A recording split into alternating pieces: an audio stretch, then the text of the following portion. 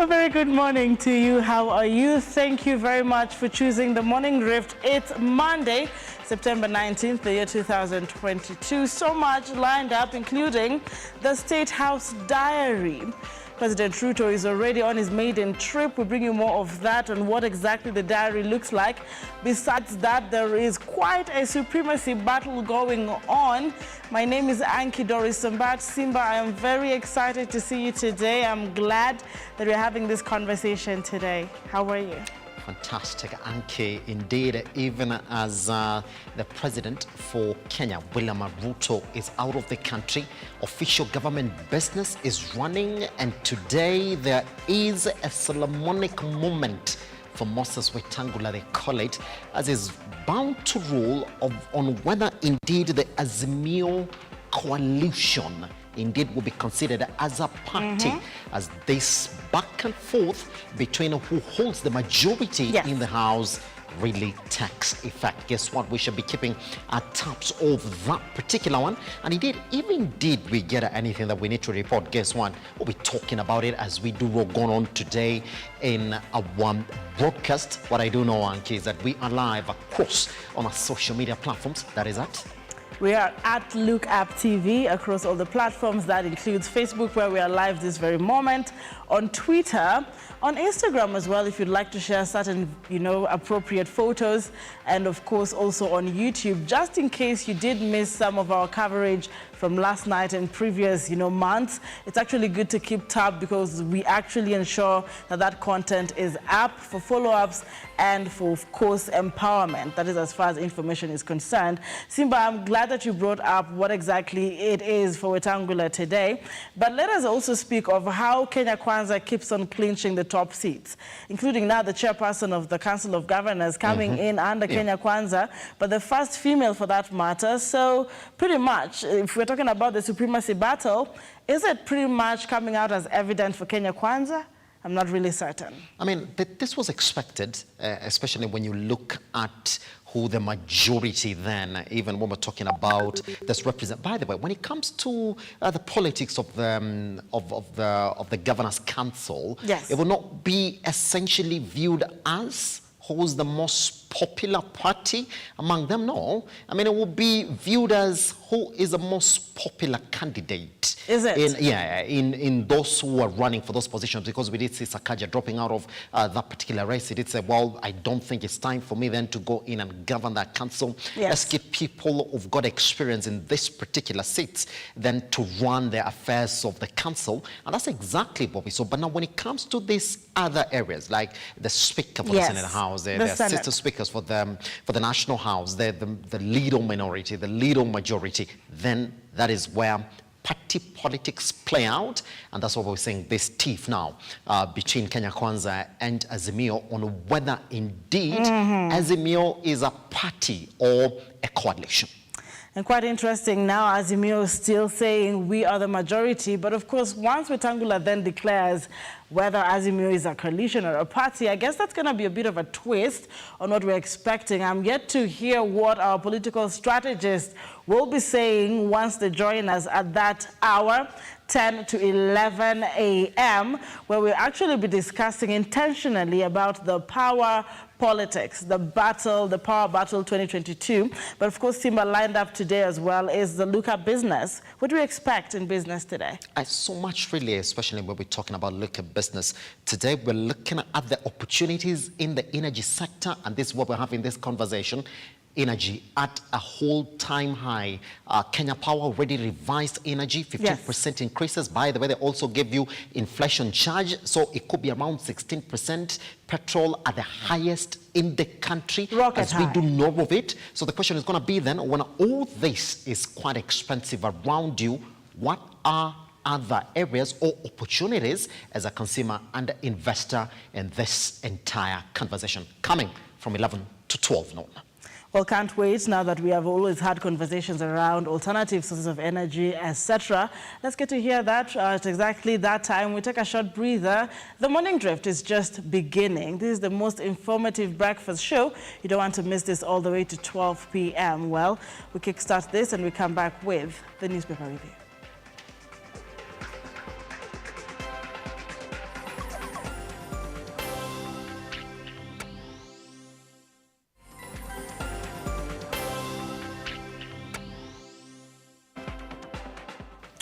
All right, we are in the dailies now. We go straight into it. I'm holding the Daily Nation. Very, very important is what exactly is on the front page of this particular daily. And Gachagua in charge. I'll read that shortly. Of course, a beautiful picture there of the Deputy President, Rigathi Gachagua.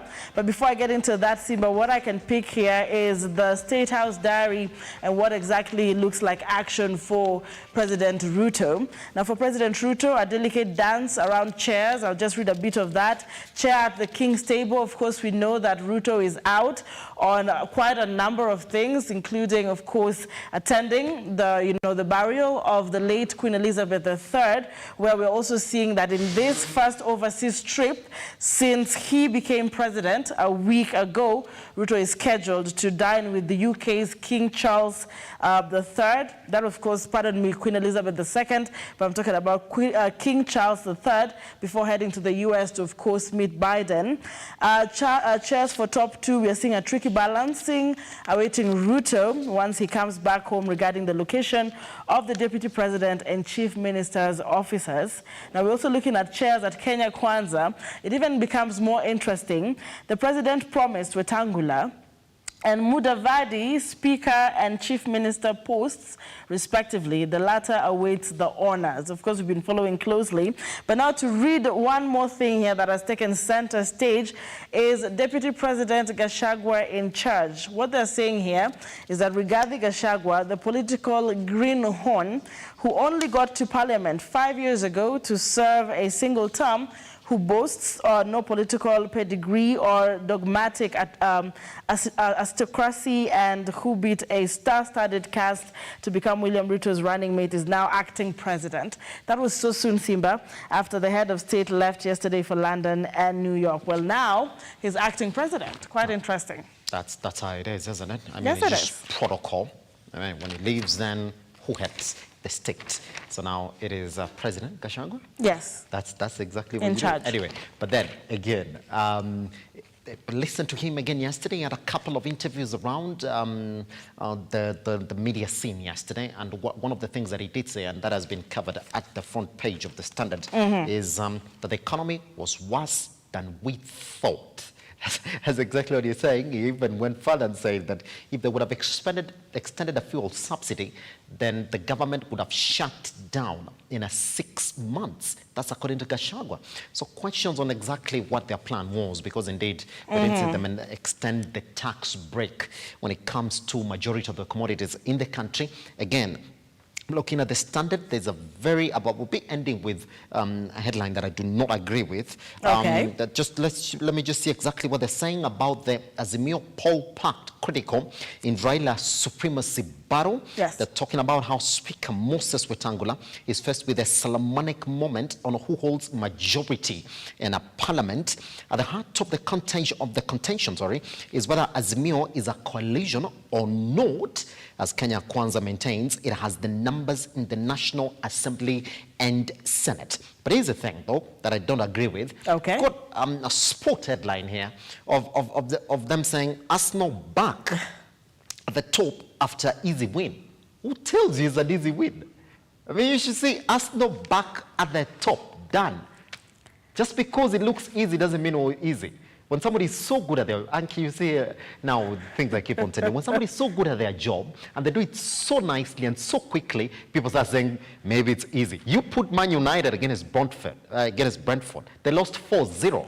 It's not easy. Arsenal played their game correctly. Simba. That's how it is. I don't agree with this headline. But guess what? Read more into that wrong headline story on page... Wrong headline, Simba? On page 40 of the Standard. Simba, we always talk about the interpretation. Perhaps the win, seeming easy, is, you know how you make something look good? So perhaps they're saying it's only Arsenal that made that look easy. But that's a positive one if I look at it that way, Simba. It's not every day you're going to attack people out of football. It was tough, but we played good. It was tough, was it? Yeah. Let's find out from the viewer as well, because you're always going to be biased on that particular, sport trend. But just before we wrap up the newspapers, I'm looking at a very interesting headline here, and this is for sure one of the things we'll be discussing today as well. Ruto's cabinet, everyone is eyeing that particular cabinet, what's going to transpire, etc. And of course, on the Daily Nation, just on the front page, you can read more on page 6 of the same daily. They're saying by-elections loom as Ruto lines up cabinet. What we're seeing here is Ndindi Nyoro, the member of parliament for Kiharu, could be appointed minister. We're looking at Moses Wetangula, former Bungoma senator, is now, of course, the National Assembly speaker. So that is, of course, very obvious. Aden Duale, member of parliament for Garissa Township, is eyeing cabinet. Pardon me, also highlighted is Kipchumba Murkomen, Elgeyo Marakwet senator, who could be minister. I like how they are saying could be. When Ruto and Rigathi Gachagua got sworn in, a lot of these were just speculations. I will still keep it as that. Of course, now they're making headlines, but when we are yet to hear from Ruto himself, what we're seeing is as jostling for power in Ruto's government hots up, the likely lineup of his cabinet is throwing a number of surprises and should heat up the politicians. A series of by-elections will ensue. So, well, citizens ought to know that. That's it. But I don't understand how the events in the country that I never used to miss. Drama and music festivals have been following all the national events up to now. But then, which month is this? It is September. Yes, it is. National music and music happening in Kisumu. And I sat in the house this weekend. I should have attended this. You see how the whole calendar is now mismatched? Because I was sitting here thinking it's going to be all the way in the last term. So, is it last term? We just closed the second term, Simba, for those in the CBC curriculum. Yeah. And we will be resuming third term in about a week. In about a week. So that will be the third term in about a week. Trust me, most parents are not really sure what's going on, just as you. But I think COVID-19 and the politics just came in play. When is it gonna come back to Monday next year for sure? Next year from January to December. I trust so. Because I don't want to miss the National Drama Festivals. That one I will die. Well, I still hope that... I don't want to miss it. I have to attend, whatever it is.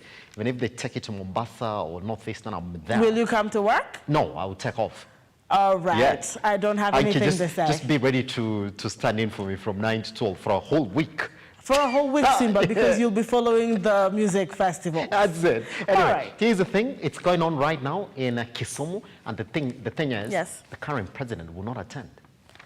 Oh, unlike them days. Yeah, all of them have attended. Ruto is different. Yeah. But I think also because the world is mourning the late Queen, I guess this was actually a State House diary that he couldn't have, avoided. Yeah. But of course, Rigathi Gachagua is in charge. Let's get to find out if maybe he's going to fly there shortly. It should attend. Let's find out when we continue. Beautiful. Anki, you should go to one of these beautiful things you see there, especially when it comes to drama. Why did you pick me for drama? Fantastic. But me, it's good. If you want to go for music festivals, you can. But then the gist of the school curriculum entertainment is in drama, especially when you go to the national festivals. Beautiful scenes for secondary and college drama. I mean, if you miss it, then you've not seen creativity in this country. Beautiful. I'll take you. But let me just check the calendar and see when the national drama festivals for secondary schools and colleges is going to happen. And after that, I'll carry you along, and then you will see exactly what I'm talking about. It's very cheap, but to attend 40 shillings, 50 shillings. You're in, sit, 4 hours of entertainment. There's the morning session and the afternoon session. We'll pick, but I'll tell you which ones go in. When Kenya Institute of Mass Communication is in that room, yes. When Kakamega is in that room, yes. When I've forgotten that school that I hate because they beat us last time. But anyway. That's how it is. Simba. Oh my goodness. All right. Among many other headlines, just grab a copy of your dailies, find out what exactly is going on. It doesn't have to be so tough. You know, you can get the sports and the music festival updates as well. Fashion as well. Who knows? They're pullouts. So as much as we'll be concentrating on the politics today, well, we're glad we have given you a hint on what exactly is making headlines in the dailies. Yet to come is what's trending on the socials. Don't go too far away. How's that?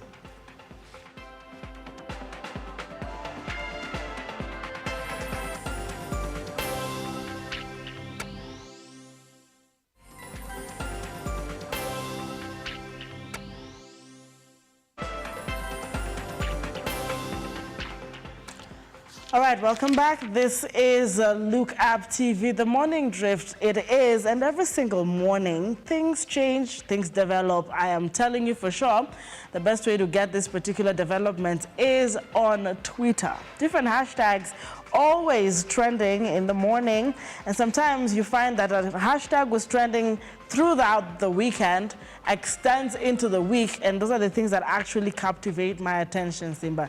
It was very interesting. Miguna still trending. We know why hashtag Queen Elizabeth II is trending. Yeah. Kitengela is making it to the list today, Simba. It's trending. A lot more other things, but of course, I'm not seeing so much politics, but of course, Deputy President Gachagwa's interview on NTV. Yeah. Is trending, just as I said that. Hashtag Gachagua on NTV, and of course, a lot more. But Simba, can we begin with this particular trend on Miguna? I find that really interesting. He was trending the entire of last week, wasn't he? I do have Miguna trending as well. Yes. It did say that it's just waiting for the government to lift red alerts. Then I did see the likes of Kipchirchir come in and say, well, I didn't know that we had a red alert in this country. I mean, they said freedom is here. So that should have been the first thing then they would have done. Because if you listen to Deputy President Rigathi Gachagwa's speech at the swearing-in ceremony at the Kasarani Stadium, they did say that this is indeed exactly what they wanted to do. Like, freedom is here. You can do whatever it is that you want. You can say whatever it is that you want as long as it is within the law. So up to now, not so much of exactly what we say. Just Kenyans really laughing at Miguna that, well, we did by now would have expected that you will be in this country, but you're not.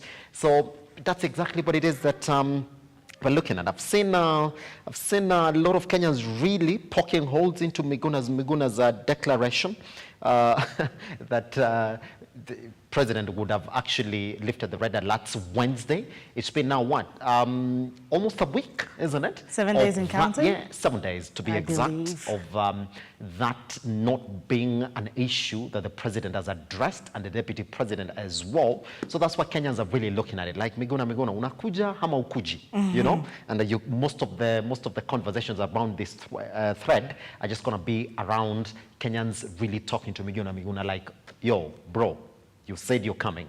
What's going on? Simongana Prezo, and the president is not even currently in the country, by the way. So that means it's an extension of that period of Miguna then waiting to jet back into the country.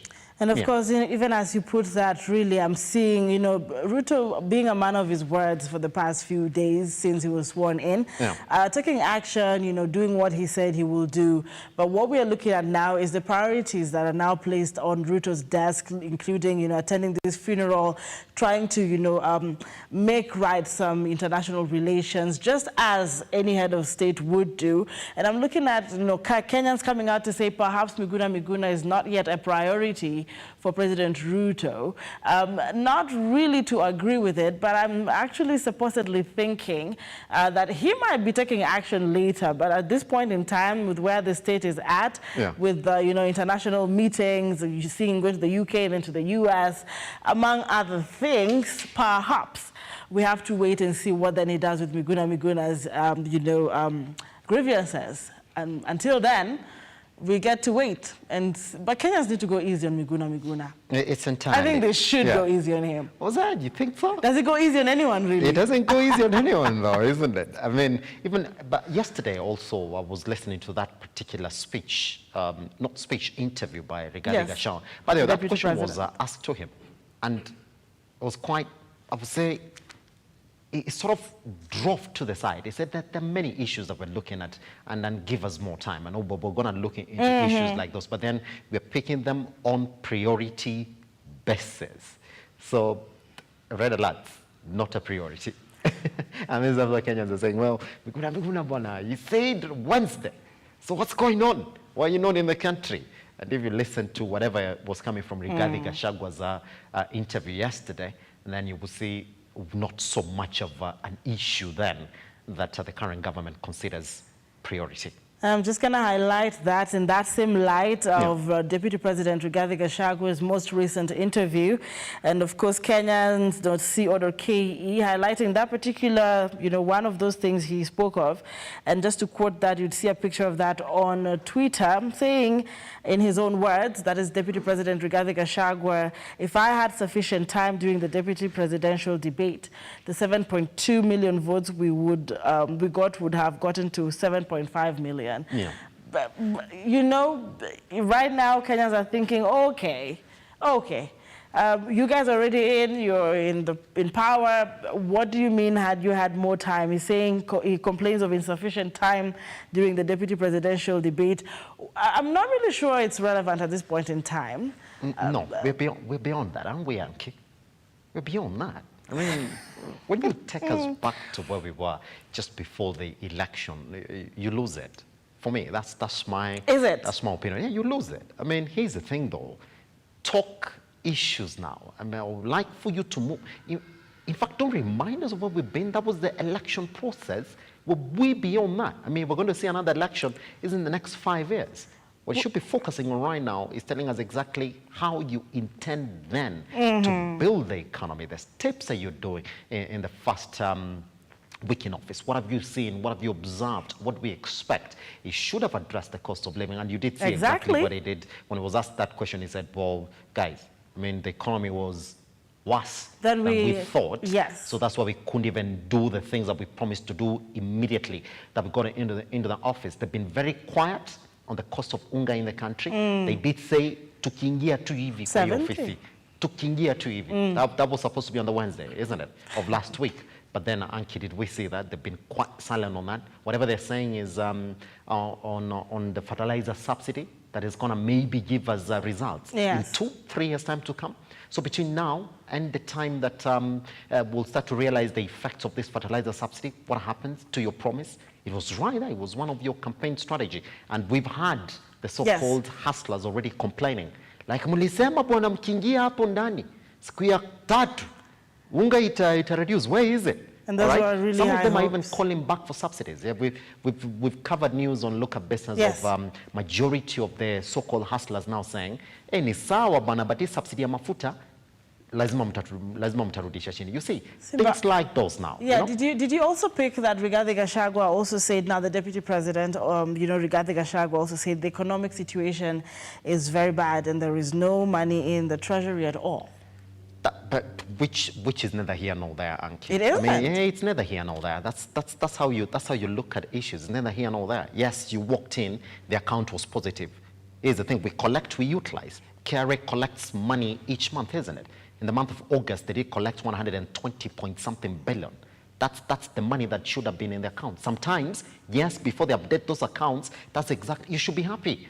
It's not something unseen. Yes. We normally say it. I mean, even when it's like, government accounts is like it's like a checkout account, isn't it? You remove money and then after some time, the other one comes in. So when you walk in at a certain point, you should be happy that you have the 93 million. But doesn't mean that the country had 93 million. No, because KRA is here celebrating that they're collecting 120-point-something in a month. August, yes. That should be the money that we should be expecting to hit the accounts. So stop this whole thing of, we got 93 million. Whoever started that should learn economics. Yeah, stop. Simba, I like how you're passionate about business, and I like that it's going to come up also at the Look Up Business Hour, but also even as we wrap up, Rigathi Gachagua is now the new Deputy President of the Republic of Kenya. We really ought to, assess and understand and listen to these interviews. Kenyans really ought to sometimes have a listening ear. Pretty much they react a lot, but what else did you pick from that particular interview? One last thing is what he said in his own words, quote unquote, Rigathi Gachagua said about the unga subsidy. subsidy that we are being told, or rather they are being told, but of course in his own words, pardon me, we are being told that there are pending bills of about 8 billion Kenyan shillings for the unga subsidy, and he's saying we will not pay without verifying and auditing. If they are not genuine, then there will be consequences. Well, seemingly, that is as far as Deputy President Rigathi Gachagua is concerned. We continue to follow up also on the State House diary, where President William Ruto is out representing the country in different setups. But for now, Simba, I think that's it. A lot more other stuff trending, but I think we'll pick those for this morning as we get into the the bulletin today. That's the way it is. The rest of the trends on Twitter this morning about Arsenal. I'm not joking, but it's true. There's Party, there's Saliba, there's Come On You Gunners, there's Xhaka, I mean everything. There's Fabio Vieira. Yes. That's all like. So I'm honestly feels good to be an Arsenal fan. Anyway, we take a short break. Once we come back, I'll be taking you straight to the newsroom so we can look at some of the headlines that you are starting your day with this morning.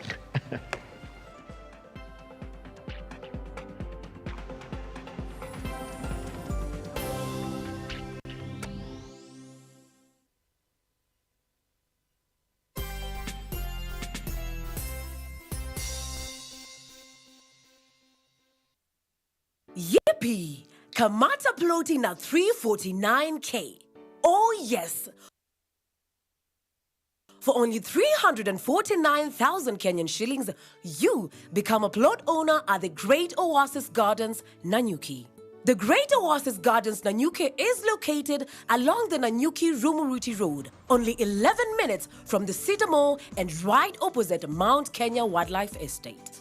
This is the best place to establish the getaway home that you have always dreamt about. For every 349,000 that you deposit or pay as installment towards any of Optiven's plot of land, you get 10K cash back instantly. Jaza basi twende Nanyuki. Bigger is indeed better.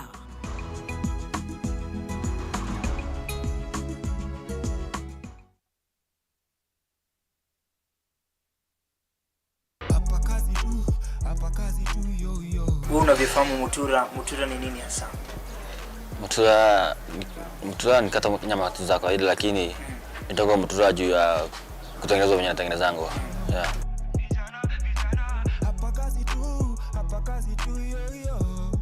Mutura ni intestine ikiwa imeshikanishwa na meat. Yeah, alafu ichomwe.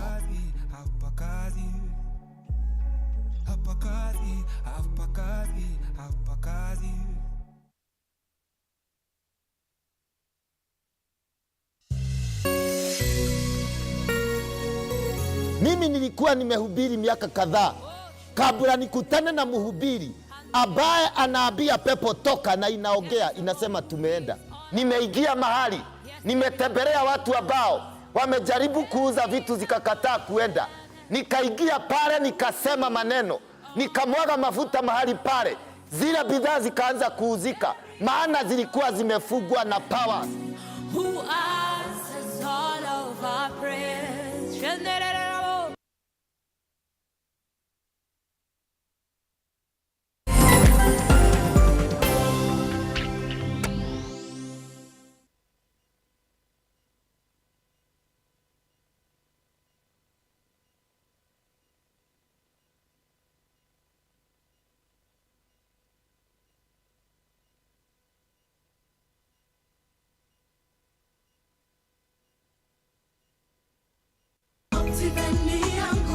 Get a chance to wake up as a tourist as you view Mount Kenya every day by buying a plot of land at Wema Gardens, Naru Moru. At only 400 meters off tarmac, this is the right place to build your dream home, cottages or holiday homes. You can also buy this property to give to your children as a special inheritance. Water and electricity are in the vicinity, while neighbors are already building their homes. These plots are specially ready for you with title deeds scheduled to be out in 6 months. Buy a 50 by 100 plot of land at Wema Gardens for only 399,000 Kenya shillings. You can also pay for your plot through our friendly 1-year installments plan. They're inspiring possibilities.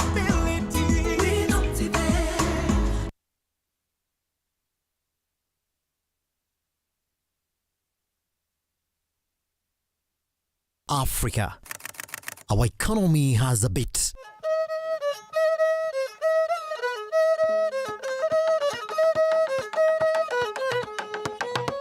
It never stops, always beating.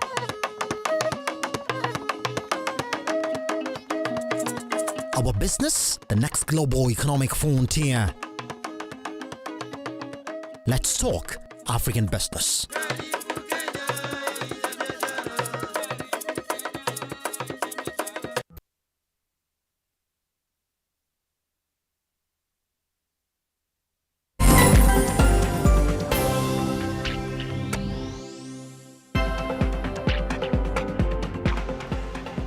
Welcome back. You are still watching the Morning Drift. My name is Simba Kiage. Let's cross into the newsroom so that we can see some of the headlines that you are waking up to this morning. Now let's begin with the news that President William Ruto left the country for London in his first official trip after being sworn in as Kenya's fifth president. Ruto is expected to attend Queen Elizabeth II funeral set for tomorrow in London. Ian Kitani tells us more. President William Samoei Ruto has today departed to London in his first official outing as president to attend the funeral of Queen Elizabeth II. According to a statement from Buckingham Palace, the Queen will be laid to rest tomorrow in an event expected to be graced by thousands of world leaders. Morning.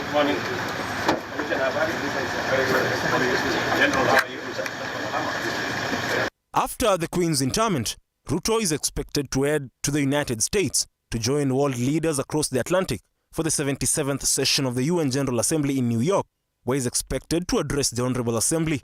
Some of the prominent issues to be addressed by the Assembly include the promotion of sustained economic growth, international peace and security, promotion of human rights and the development of Africa. Ruto was accompanied by First Lady Rachel Ruto, among other government officials.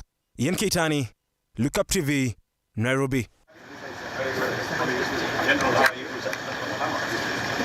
Raila Odinga's Azimio insists that they are legally the majority coalition in the National Assembly and fronted Opiyo Wandayi for the majority leader seat. However, William Ruto's Kenya Kwanza dismissed the assertion and presented Kikuyu Member of Parliament Ichung'wah to battle it out for the position. Now, as per the August 9th general election, Azimio has a slim majority of 173 seats against Kenya Kwanza's 164 members. We take a look at what would present a battle for supremacy in the National Assembly, as the task now lies with the Speaker to decide on who is majority. Our friends on the other side will choose the leaders of the minority because they are the minority. The National Assembly, as it convenes once again, the battle for supremacy looms at the August House as the different sides of the political divide claim majority. The two sides over the weekend unveiled their top leadership in the two houses as they both claimed a majority in the National Assembly, setting the stage for a battle of supremacy in the House. As per the declaration of the IBC, the registrar of political parties confirmed Azimio had 174, while the Kenya Kwanza had 162. This was minus independent candidates. All independent candidates are independent in terms of from the coalitions as at the time of elections. By that declaration, the party with the majority minus, because the independent candidates were not supposed to be calculated in terms of deciding who is majority. So Azimio were the majority. Azimio dropped its clamor for majority in the Senate, but claims majority in the National Assembly, same as the Kenya Kwanza team, leaving the decision to the House Speaker Moses Masika Wetangula. The Registrar of Political Parties has put it rightfully that my role was to declare who has the majority at that time. The question now has been overtaken by events because now there is a substantive speaker. There are sworn members of parliament.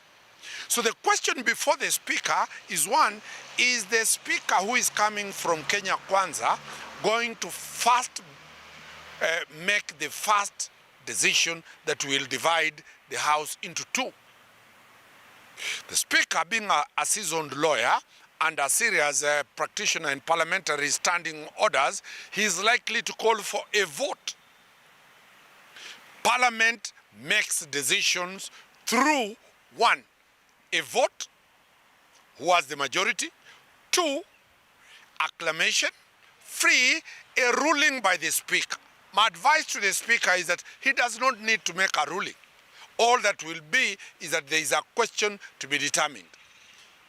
Members of Parliament will vote, Azimio will lose. And once Azimio loses, then that is a decision of the Parliament. In making the ruling, the Speaker will be guided by the Constitution, the Political Parties Act, and all other relevant laws and the standing orders.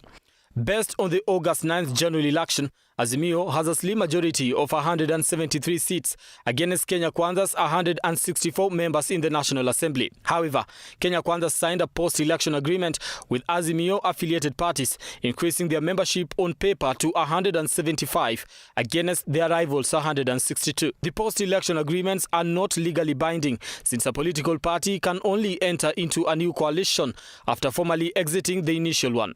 The clamor for majority comes with the control of the House, as the majority side takes control of all House departmental committees, including the Finance Committee, the Health Committee, Labour Committee, Trade Committee and Industry Committee, among others.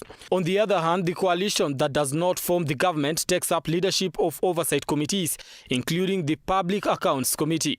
Over the weekend, Azimio dropped its clamor for majority in the Senate and presented a list of its minority leadership, presenting Kilifi Senator Stewart Mazayo as minority leader, who will be deputized by Kitui's Enoch Wambua. Isiolo Senator Fatuma Dulo will be the minority whip, with Nairobi Senator Edwin Sifuna serving as her deputy. Azimio unveiled Ugunja MP Opiyo Wandayi as majority leader, to be deputized by Kadhiani's Robert Mbui.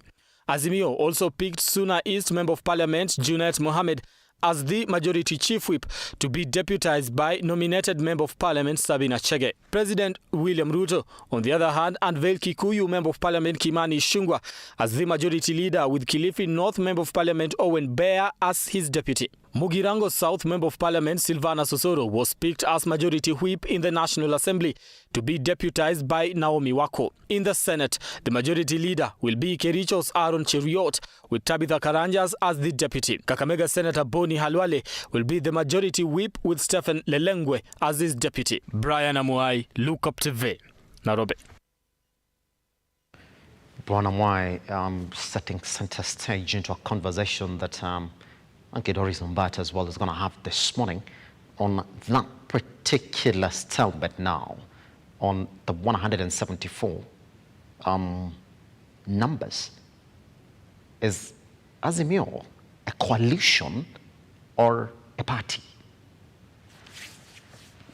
Tough one for Moses Wetangula. Now the morning and commemorations following the death of Queen Elizabeth II will culminate today with the Queen's funeral at 11 a.m. London time at Westminster Abbey, an event that will draw dignitaries from across the globe and a massive worldwide audience watching online and on television, as Samia Dika then reports. Tomorrow, the 19th of September, will mark the final journey of a monarch praised across the world. Queen Elizabeth II will be laid to rest in a majestic manner, just as her stature demands. Grand procession through the streets of London to the Windsor Castle will accompany the Queen's coffin before she is buried tomorrow evening in St. George's Chapel at Windsor. According to Buckingham Palace officials, key events will include Monday morning, heads of state and foreign royals will gather at the Royal Hospital, Chelsea, before travelling together to the Westminster Abbey. The doors of the Westminster Hall, where the Queen's body is lying, will be closed to the public at 6:30 a.m. London time, in preparation for the Queen's coffin to be moved to Westminster Abbey for her funeral. The Westminster Abbey will then be opened at 8 a.m. London time for global dignitaries invited to the funeral. Thereafter, a procession will accompany the coffin from Westminster Hall to the Abbey. The carriage will be followed by King Charles III and members of the royal family. The funeral service will be conducted by the Dean of Westminster, with readings by Prime Minister Liz Truss and Patricia Scotland. the Secretary General of the Commonwealth. After the final hymn, the coffin will be lowered into the royal vault, a burial chamber under the chapel where the burial service will follow at 7:30 p.m. London time. Queen Elizabeth II will be laid to rest next to her late husband Prince Philip. Towards the end of the ceremony, 2 minutes of silence will take place across Britain in honor of the fallen long-serving monarch in history. The service is to end at 12 p.m. London time. Birmingham Palace has not disclosed the names of attendees as at now, but President Joe Biden has said he will attend together with leaders of Germany and Italy. Australia's leader Anthony Albanese and New Zealand's Prime Minister Jacinda Ardern, together with Kenya's new President William Samoei Ruto, are among world leaders said to have accepted invitations from the royal family. It will be a security nightmare at the Queen's funeral, as London police chiefs are bracing themselves to balance the need to protect the world's top leaders with the public's desire to mourn their much-loved monarch. Samia Dika, Look Up TV.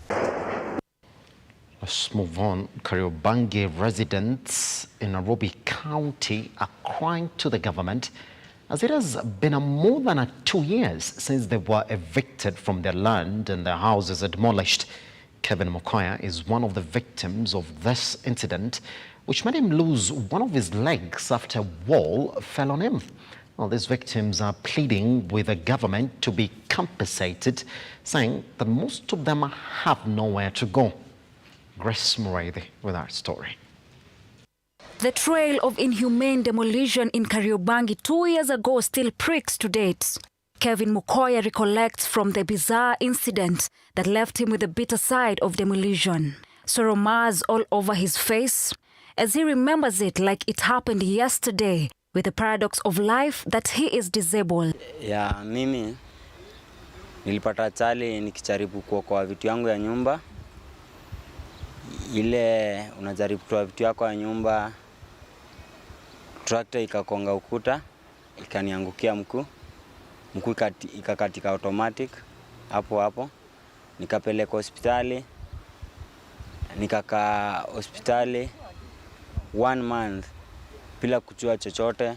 Mukoya lost one of his legs after a wall fell on him as he was trying to salvage his belongings from his house during the midnight demolition. Chairman wetu wa area naishi Korakaja, area niko sahi, Chairman akanitafutia watu wa human right.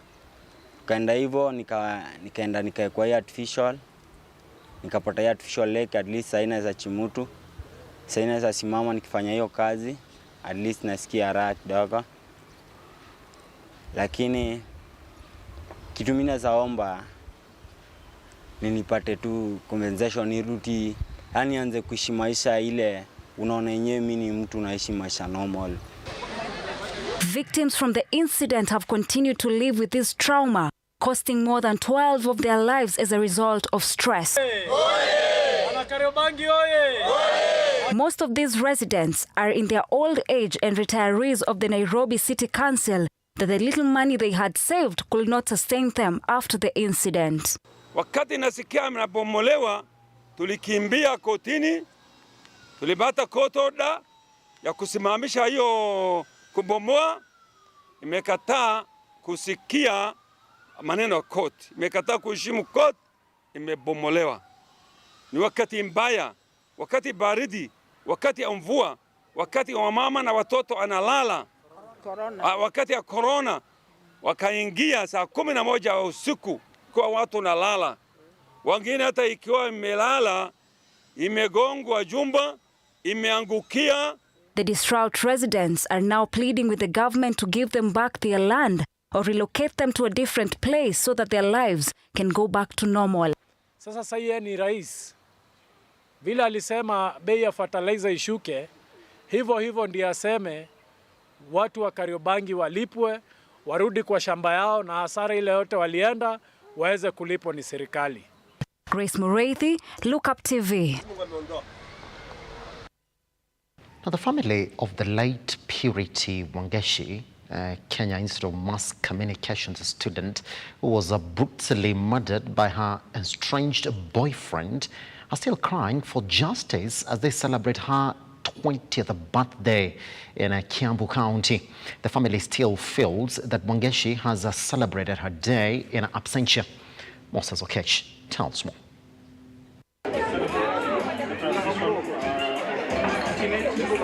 A somber mood on Sunday engulfed the Karenga's family with a picture in their mind that their daughter, the late Purity Wangeshi, will be sitting with them enjoying her 20th birthday just as she had wished. The family members gathered at Tango Gardens in Ruiru, Kiambu County, not only for the celebration but a crying face for justice. It's our hope that this justice journey will not be delayed like other cases. We've seen cases of murder and they are delayed. And it really affects the family because all the time going to those court cases and maybe after that, maybe justice is not done. It is heartbreaking for the family. So you live in tears. We know that there's quite some mountable part of evidence that was collected that, if used well, can really bring justice sooner than we expect. The late Wangeshi was allegedly murdered by his estranged boyfriend and 2 others who are the prime suspects and who are now in remand. They state that justice will not have their daughter back to life, but it is better than empty hopes. We hope justice will be fastened so that it's going to heal our hearts. It will not bring Purity back, but at least we feel that those suspects who killed them, because we cannot call them killers.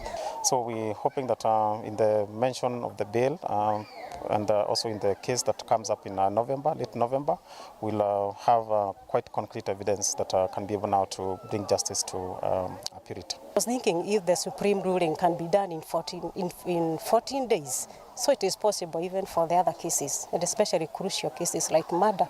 They can take a shorter time, at least to give a relief to the family. Rose Karinga, the mother to Wangeshi, has fulfilled her heart's desire in organizing her daughter's birthday, which she recounts that even in her absentia, we just felt like we would honor her by just doing what she really wanted most, celebrating her birthday, transition from teenage to adulthood. Because she had plans for that, we felt as a family that we go forward with it. Feeling that even if she's not here, we've reserved a seat for her so that now we can recognize her presence for the celebration. And it's something that we would have thought that should have been here. The friends in her rejoinder stated disbelief of Wangeshi's absence in the ceremony, but hopefully her heart is at peace. Despite everything, we have to move on. She's happier where she is than how she was here on earth. Mimi up to now, sijaamini alienda. The members present here, both from the immediate family members, relatives and friends from our media school, Kenya Institute of Mass Communication, sang a celebratory song, but many still do not accept that the birthday girl's seat is empty.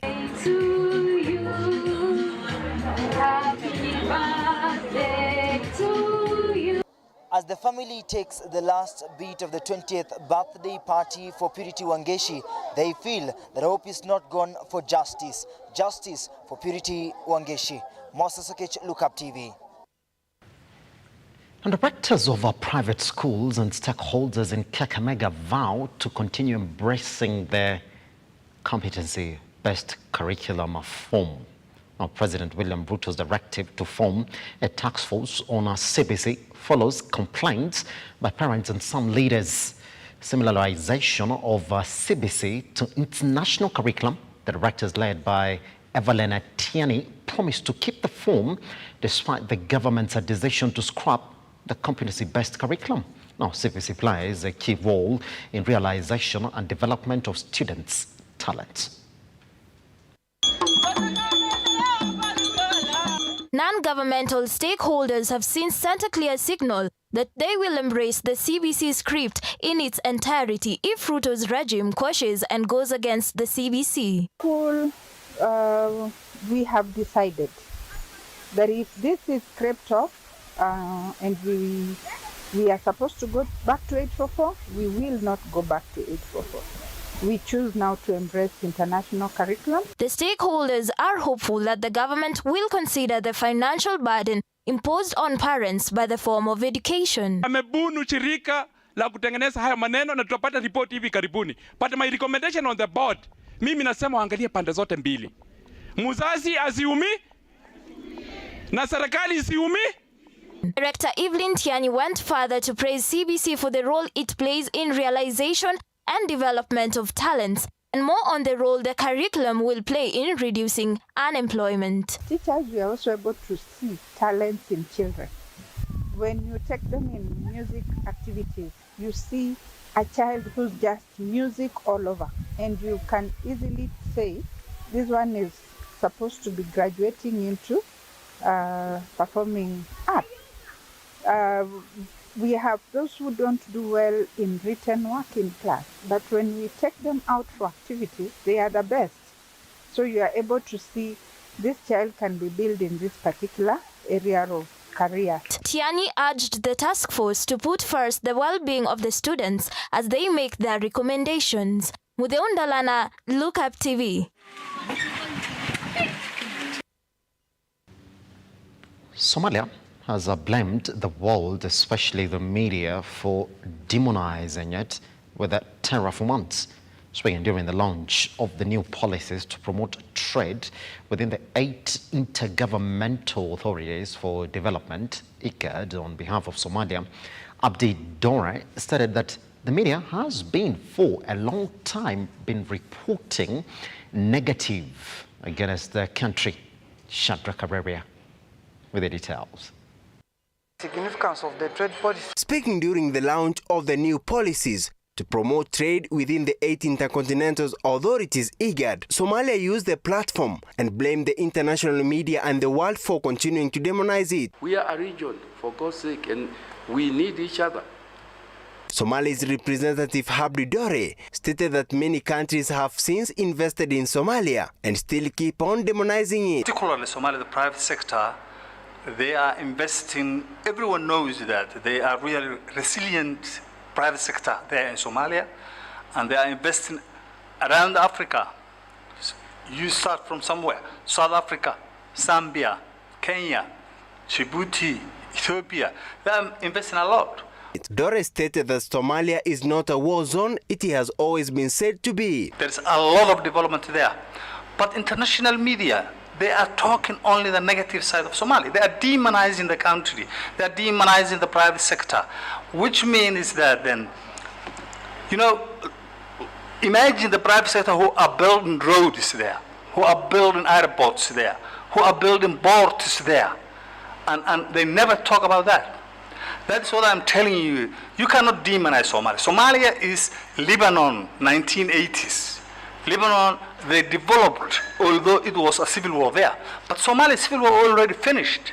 Caroline Cherop, who represented Kenya, stated that Kenya is in plans to carry out more investment in Somalia. Continue exporting livestock. During rainy season, bandits will try to steal the live animals to restock their animals. And as a result, as a solution to the conflict and as well as economic exclusion, we might need to look into value addition. If there were abattoirs or slaughterhouses that are structured under the cooperative settings, the meat would be slaughtered. Nobody would steal a dead animal. Shadrach Kareria, Look Up TV.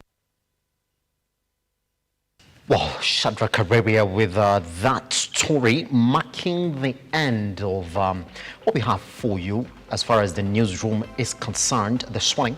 But not to step away, because some of those stories are actually going to make it all the way to Lookupbusiness, which will start at exactly 11. Just before that, this current thief, you call it a thief essentially, because Azimio is saying we are the majority in the house, and Kenya Kwanza is also saying we are the majority in the house. So now Wetangula today has to rule whether indeed the Azimio is a coalition or not. That part is clear under the law, but then what is not clear? So all eyes on the august house this today, yes, you will say that, as we wait for that ruling. But then Anki Dorisombat will come then and have a conversation around that. What do we expect? Where is it not clear? Who is the majority? The minority is already known, but then who is the majority? Once we come back here on the Morning Drift, remember you can be part of this conversation at Lookup TV across all your social media platforms. The Morning Drift. See you shortly.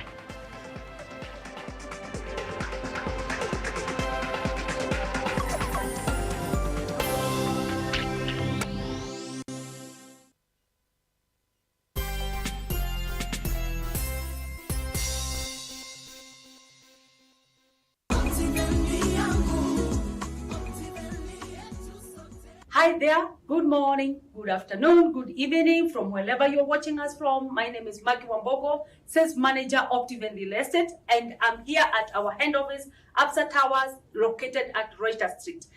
Today, I'm here to talk about our newest project, that is Great Oasis Gardens, Nanyuki, and it is located only 10 minutes drive from Cedar Mall.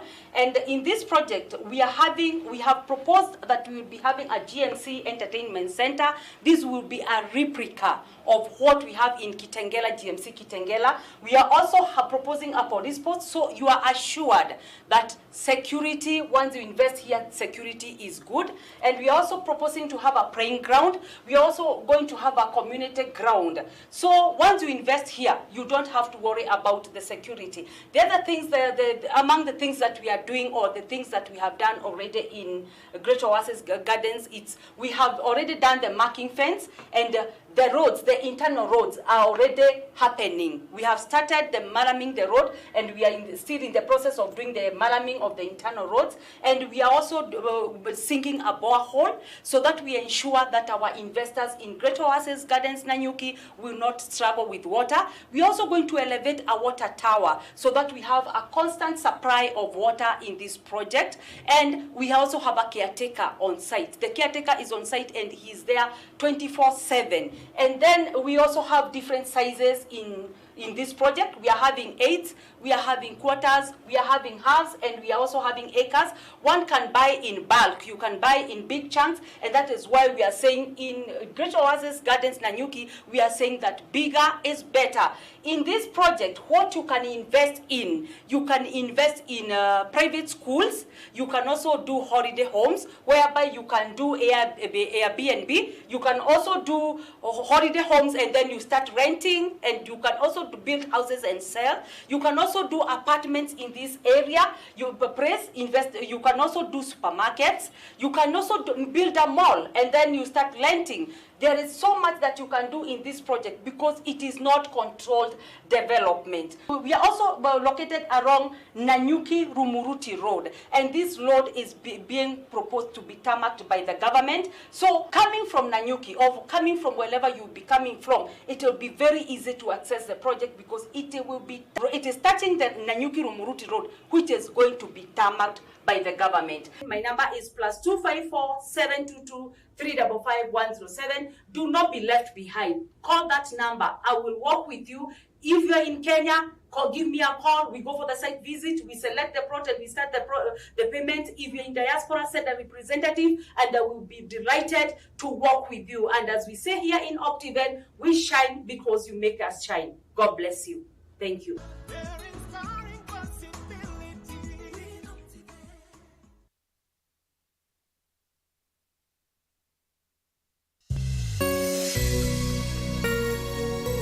Mimi nilikuwa nimehubiri miaka kadhaa kabla nikutane na mhubiri ambaye anaambia pepo toka na inaongea inasema tumeenda.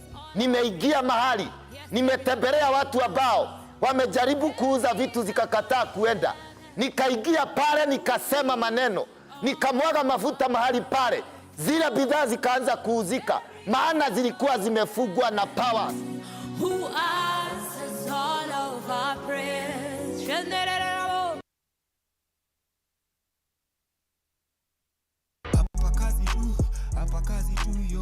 Wewe unavyofahamu mutura ni nini hasa? Mutura ni kata nyama za kawaida, lakini nitoka mutura juu ya kutengeneza wenye natengenezango. Yeah.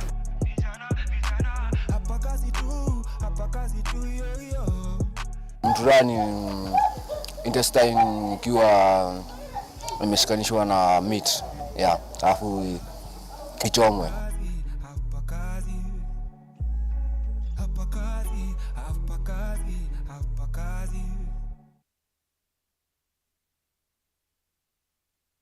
Today we are at St. John's Hospital here in Githurai, We're here in conjunction with Total Care Box. Once again, tuko hapa Angel Center for Abandoned Kids. Tumekuja hapa Gatora tukiwa na mwariko wa kuitwa na hawa watu wa Roto. Tuko hapa Kaptara, tunataka kusema asante sana Lotto Foundation kwa mambo mazuri ambayo wameweza kutufanyia leo. To the Lotto Foundation, thank you so much for remembering us. Guys, we lack words. We lack words. We don't know what to say. Mimi ya leo kwanza ni kushukuru Lotto Foundation wakiwa pamoja na Total Care kwa sababu ya kuangalia mama wetu. Tumeshukuru sana kwa wao wageni wa Lotto Foundation kwa kututembelea hapa. Hatujawahi kutembelewa na watu wengine kama sisi wajane. Tumeshukuru, Mungu ambariki na amzidishe ule upendo na kwingine mnaenda, na tumemkaribisha tena na tena na tena. Every time you play Lotto, 25% goes to the Lotto Foundation, which supports our fellow Kenyans through various causes. Thank you for your help. Together, we are changing lives.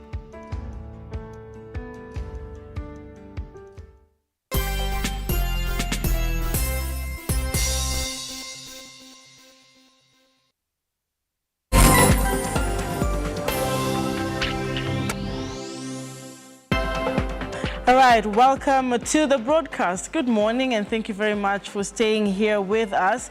We always are very focused on what happens in this country. You would love to term it current affairs. And now the political status quo is the much trumpeted headline. And we want to go deeper into the developments today. We have shifted from the elections concluded. We got into the, the battle in the Supreme Court. We had the swearing in. Over 20 heads of state came in. We have now seen President Ruto right in action with the swearing in of the 6 judges, pretty much making a lot of things happen. Subsidies have been put aside, filling the pinch in your pockets here and there. So a lot of things are happening in the country at this point in time. But as of today, all right, if you watched over the weekend, followed the headlines, we're looking at some very serious supremacy wars in the houses. That we're talking about the National Assembly and the Senate. Azimio stands to say we are still the majority. Now, if you listened in when we began the conversation, Simba and I were pretty much talking about, is Azimio a coalition or is it a party? Now, all these things are bringing in twists and turns, and I know that you want to engage with us in this conversation live on Facebook right now. The hashtag is The Morning Drift, and we are live on Facebook right now, on Twitter as well, on YouTube, and I can't wait to read your comments even as we begin. Now, before I introduce my guest, who is also very articulate on these issues. That is why we bring in experts. Let me just give you a glimpse of what is creating the foundation of this conversation, and if that would just roll. House supremacy wars, of course, following the retreats by both Kenya Kwanza, and of course I'll be bringing you that shortly. I think Sadrin, thank you very much for just holding that real quick. House supremacy wars following the retreats by both Kenya Kwanza and Azimio. And of course, what we're looking at right now is that the Kenya Kwanza Alliance has unveiled its picks for top leadership positions in both the Senate and the National Assembly. And in the lineup unveiled during a retreat in Naivasha that we were, of course, following up closely, the Alliance picked Kikuyu Member of Parliament, Kimani, that is Ishungwa, for the position of National Assembly as Majority Leader. And of course, as we move closer, we're also seeing very highlighted there. Just moving on closely, but I'm coming back to that. Let me just, there seems to be a heightened complication there. Let's just start with that by introducing you and the capacity in which you're here today. I'm actually excited when you do that introduction yourself, and then we get right into it. Because I remember most of the times you just call yourself a strategist, and I decided to add a political strategist to it. Let's just get into who you are, and then we come into that particular depth as we continue. All right, thank you very much. My name is Tony Kisaka, and I'm the CEO and director of a company called Trouver Futur Limited, which in English translates to Finding Futures Limited. And what we do is that we help individuals and organizations to find the futures. And as a CEO of the company, one of the things that we look at is everything to do with processes, because we realize that if you if you trickle down to any problem that you'll ever have, especially in an organization, and you did a root cause analysis, you will come down to possibly 80%. New regime now, being very strategic about how they're taking their steps. Ruto, a man of his words, now in action. We've seen him do a few things already. We're looking at 100 days to come. But one of the things we're looking at right now is how he made certain steps to ensure the bit of defections here and there, the people who moved in from Azimio, favored Kenya Kwanza. Now in the battle that we're looking at, what we're calling the supremacy battle, who is the majority. But before we actually get into that conversation, this story made headlines yesterday, and it was, of course, done and packaged very, very detailed by our own Brian Amwai. Let's take a look at this and then come in and actually hear if this is actually one of the things we would call a move, strategy, and what are we looking at as far as this battle we call supremacy war is all about. Let's take a look at this particular highlight.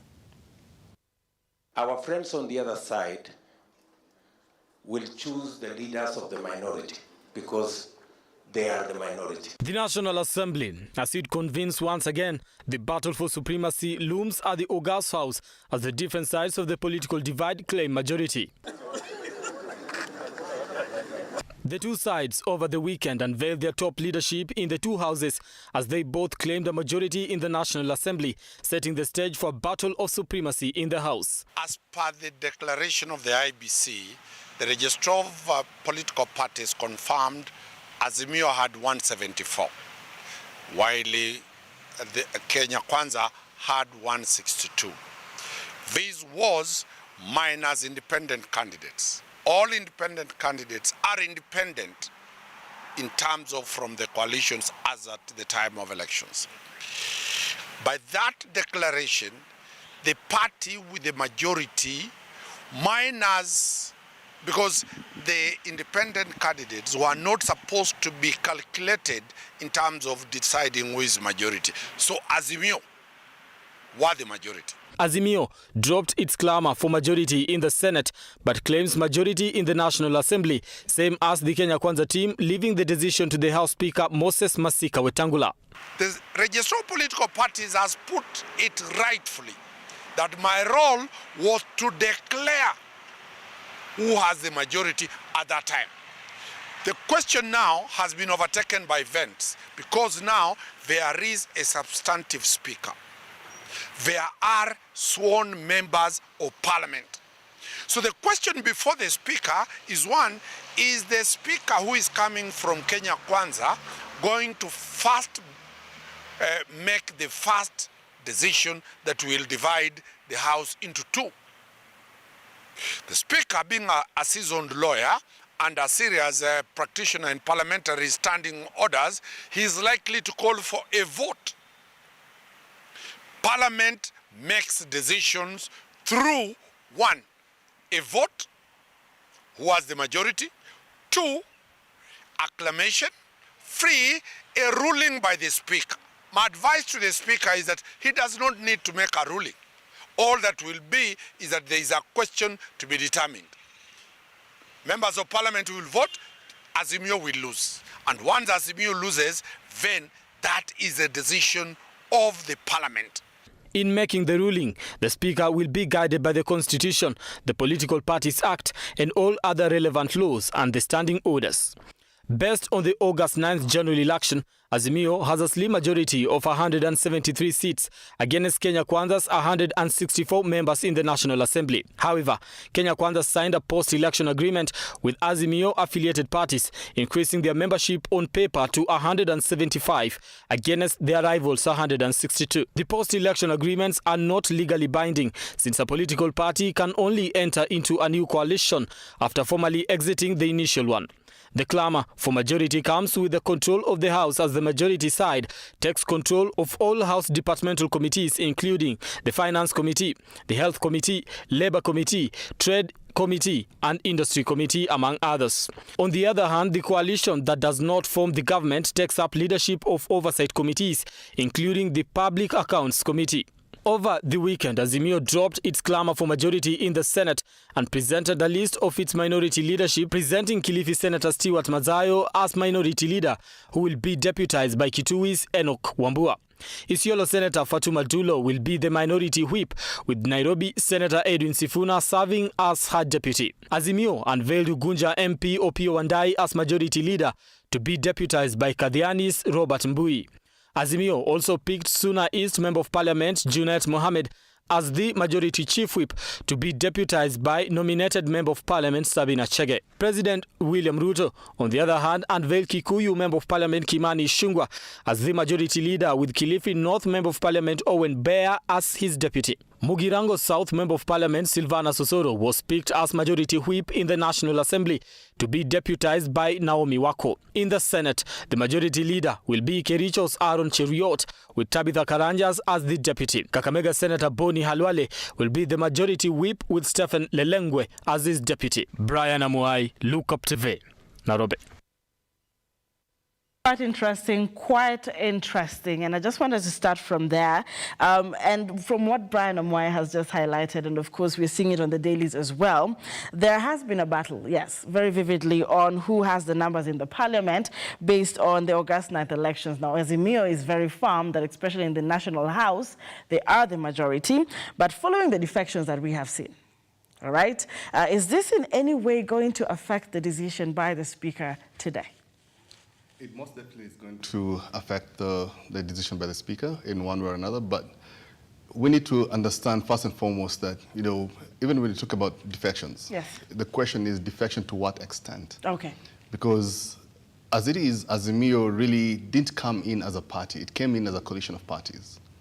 Okay, and we saw this because during the elections, you could see that, you know, you could have ODM candidates against KANU candidates, against Jubilee candidates. So you cannot come in at this point and say it's a party when you went to the elections as a coalition where you had, you know, members within the coalition from different parties actually going at each other, right? So if it's a coalition, then that means the parties, regardless of how they had structured their coalition, I don't know whether they put in you know, a statement or a rider that stated that, you know, you cannot come out of the coalition if you've been voted in through the coalition. I don't think I saw that anywhere. So if that is not there, then that means regardless of which party I am in, I can be able to come and say, for me, I have now decided to join this other side. But I would say, if you really talk about majority, you know, majority, I would say we have a silent majority, which is the independents. Yeah, the 12? Yes, because they will determine which side any vote goes. All right. Why? Because, you know, if you look at the numbers between the two, Azimio and Kenya Kwanza, it's such a small margin that now the independents are the ones who need to fill that in to be able to make sure, you know, whichever side holds the majority. So I'll really be looking to see how the parties treat the independents. And for the sake of the curious viewer and myself, how will this magic spark be seen if the independent came in place? Because you're talking about they actually have the magic spark. What would they do to create a difference? Because what we're looking at right now is there's a very small margin. What would be the behavior that would determine what then the Speaker gets to say? Well, for what the Speaker gets to say, and I think he will try and put it along the lines that, you know, what parties have won which number of seats, right? And looking at that, he will probably want to go back and see at the time that it was announced that, you know, this is the number of members who've gone into the Assembly, into the Senate, which are, you know, for the speakers on both Senate and the Assembly. So they will want to see what was the official statement at that particular point. How many? What were the numbers? And going to that point will be, you know, the Speaker trying to show that, you know, I'm impartial. I went by what was announced. Now, whatever other magic happened, or whatever discussions happened, and people, you know, the shifting, that will then be tackled on a different level. And that's the, if you ask me, that's the only way the speakers can get themselves out of that, you know, the battle for, you know, which side is which. All right. You know, because their side might want to say, you belong to our side, so you need to favor us. But they're supposed to be impartial. And that's another thing. Exactly. They're supposed to be impartial, they're supposed to be objective. But clearly, even as we're speaking about the supremacy wars and we're looking at who has been clinching the seats, really, the most powerful seats, you've just mentioned both houses. We have Kenya Kwanza up there. And the reason why we had the Senate Speaker coming in, it was very vivid that there was that discussion where Kenya Kwanza strategically reached out to 10, Azimio senators. So what we're seeing here really as a strategist is quite a strategy, but the Kenya Kwanza right from the beginning. Correct. And if we really look at the two parties, I'll say Kenya Kwanza have been very deliberate, right from way before the elections, when we saw coming towards the elections that, they had trained, and we got to hear that they had trained their agents 3 months before the election. And so they were pretty much just doing drills and rehearsals as they came towards the elections. While on the other side, we saw the chief agent for Azimio saying that on election day, they were still having changes of the agents. So we can actually see that right from then and even now, Kenya Kwanza has come out looking like a very well-oiled machine. Every part looking like it's working effectively based on whatever plans they had put into place. And and this also could be seen in the way the president-elect turning into president, and the moment he's made president, he's already saying, "I already had meetings, and this is what we are discussing. I've already made decisions." And yes. So his inauguration speech was really not speech, but then it was directives. Yeah. So right even from the signed get-go, executive order. Exactly. Yes. So that tells us that he's really trying to race towards that 100 days, and essentially his work ethic. Those who know him know that he's always been, on election day, he was at the polling station at 5:45 before many of his agents even. So if that's what he's coming in with, then we might just see something close to what we saw during the Kibaki administration, where at some point, before that, it used to be that you'll find the politicians used to always go, and and the technocrats used to always go to the president to say, I'm doing this, so and so is this, and there's always the back and forth. But Kibaki told them, no, don't come to me. All right. You have a job with the people, so you go and do your job, right? And let the people decide. And as it is, arguably, we say that as of now, he's the best president we had in the country. So if President Ruto goes in that same direction and continues with the work ethic that he's been having, working from the very get-go, always knowing what's happening right across his administration, which also in a way brings about some memories of Moi, because that's how Moi was. He knew what was happening at all times. So we'll want to see, obviously, hopefully on the positive side, but then we'll want to see what similarities are there, given that he studied under Moi. So we'll want to see how is he going to be able to do, to lead the next 5 years. All right, quite strategic. What you have said right now is even picking that, Ruto is the second, if I say vice president, after Moi, who actually rose to presidency as well. Some of the political analysts and bloggers and articles, and of course reading his history, have also termed that Moi was his role model at some point in time. But just looking at this supremacy battle as well, and I like how we're picking this up, there are post-election agreements, that legally binding. What Kenya Kwanza has is post-election agreements, yet Azimio had pre-election agreements. If you want to touch on those particular ones, and they're coming into play right now in this particular battle. The thing about pre-election agreements, and, yes. and this is something that we've seen over the years, is that it's more about, I need you to support me, and I will reward you for supporting me. Yes. Right? So in essence, at that particular point, we're trying to win an election. But then when you talk about post-election agreements, it's not about, we're not trying to win an election, we're trying to run a country.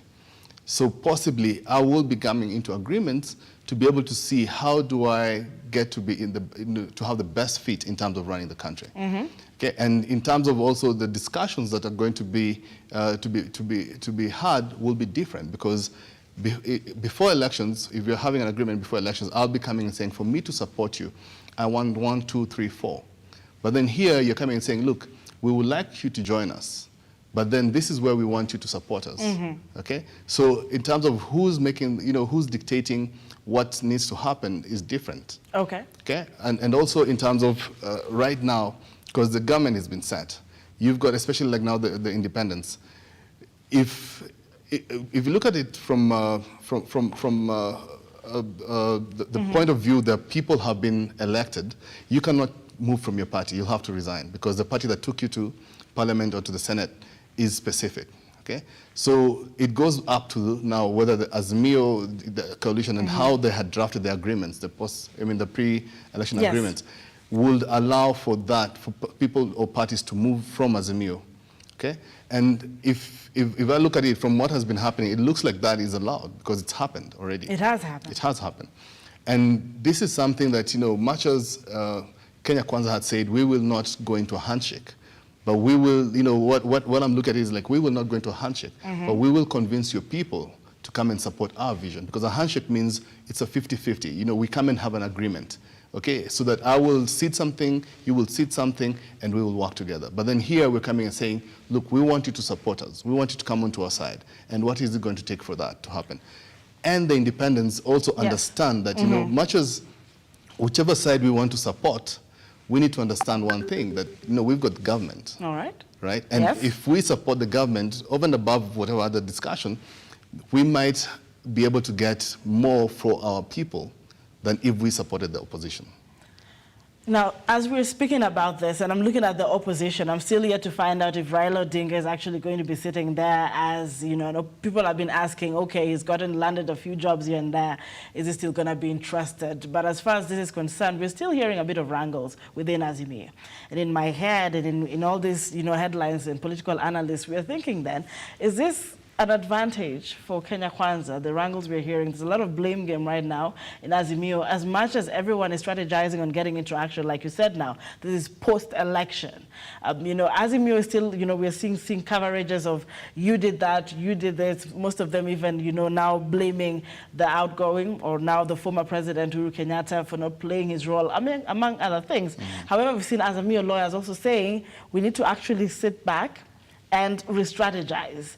As these wrangles are happening in Azimio, even as the battle for supremacy and game of numbers continues, is it working better then for Kenya Kwanza? Because then now even shifting more people seems to be easier. What do you think in terms of strategy? We always will gravitate towards the side that looks like it's got less chaos, the organized side. Okay, if you look at Azimio, unfortunately, they actually let the ball drop. If you look at it, how they came to the elections, it was assumed that people were doing certain roles or certain jobs, and they were not. And nobody was checking to see. So, and that's why you have the stories of, some people saying, the inner circle, Raila's inner circle actually let him down, and they made other agreements, forgetting about him. There's, all the rumors that you'll have, for you to be in the inner circle, you have to have paid some money. So, if that's true, I don't know whether that's true, but if that's true, then that means if I bought, that position using money, that means it just takes more money for me to be able to change allegiance. So with that, and coming into this, I would say for me, I find it unfortunate that the Prime Minister has decided to take the direction where he's saying much as this is done and we accept what the Supreme Court said, but then however we're going to do things about it. And some of that, it's almost, putting us at a place where we're a bit on edge and we're saying, we do not want to go down that road. All right. As Kenyans, we do not want to go down that road. As it is right now, we have a government in place. Okay, you have accepted, then let's go forward. And the best way to go forward is now with the number, playing the number game in the houses. Okay, and for Raila, I would say the most strategic way that he could do this is by not having to be in the house himself. Okay. All right. I want to put a hold on that because a lot of people are now going to be asking why you suggest so and why you think that would be the best thing for this particular, coalition or party. And we're also coming into a lot of questions of, is it a party? Is it not? Is it a coalition? And the fact that you are actually advising that Raila Odinga would step back a little bit. We want to take a short breather. This is actually the game of numbers. It is the supremacy battle as far as we have moved into the political status quo. What are your thoughts as well from back at home or where you're watching us from? Where are we headed at? Which side seems to be taking this? Let's come back shortly. This is the Morning Drift. Don't go too far away.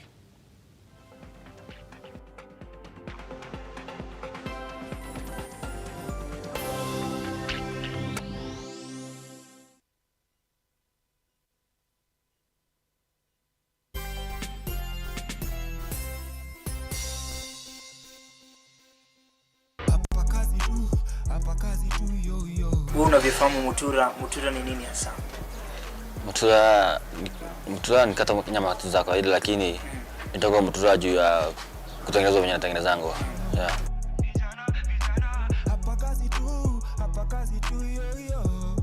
Mutura ni intestine ikiwa imeshikanishwa na meat. Yeah, alafu ichomwe.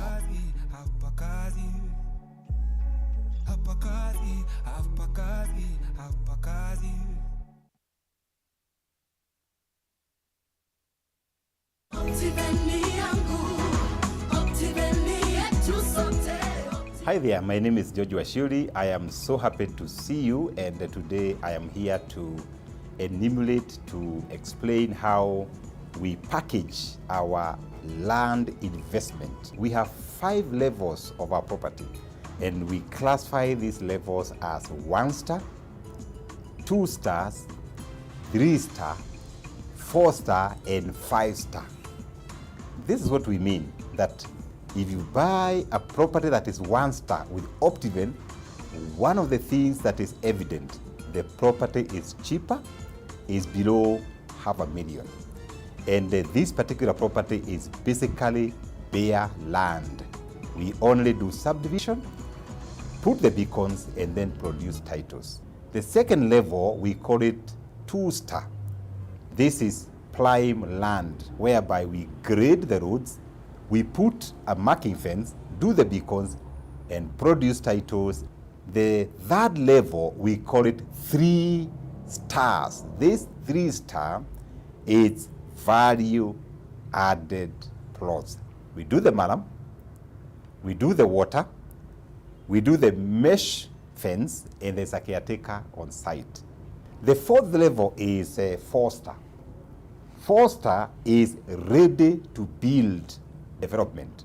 We do very nice maram roads, we plant the trees, we put the water tower, we also put a caretaker on site, and finally, the 5 star. The 5 star is premier, it's the top level, and this one, we do cable roads, we do water management through underground culverts, we do underground power, we do fountain for water, we do beautiful and nice permanent gates, we do perimeter wall, and also do install the CCTV, and the whole property is manned by uniformed security. Some of these properties, these 5-star properties, we do a clubhouse and also construct swimming pool. Thank you once more for trusting Optiven. We value you. We are at Absa Plaza, 14th floor and 15th floor. God bless you.